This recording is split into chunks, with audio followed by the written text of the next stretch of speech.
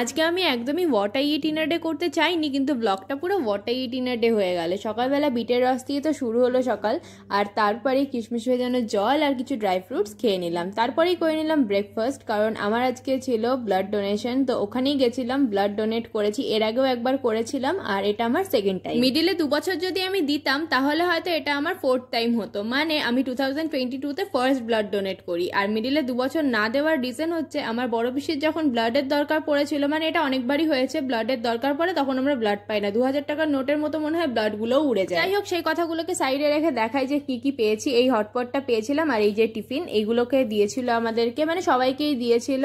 আর তারপর তো শরীরটা অনেকটা উইক হয়ে গেছে। অ্যাকচুয়ালি সবসময় আমার প্রেশারটা লোই থাকে, তার মধ্যে ব্লাড দিয়েছি, পুরো এই অবস্থাটাই। তাই জন্য খেয়ে নিলাম দুধ আর তারপরে খেলাম স্মুদি। সারাদিন এইসব খাওয়ার পরে রাত্রিবেলা ডিনারে ছিল আলুর পরোটা আর চিকেন কষা। দেখা হচ্ছে নেক্সট ব্লগে, টিল দেন বাই।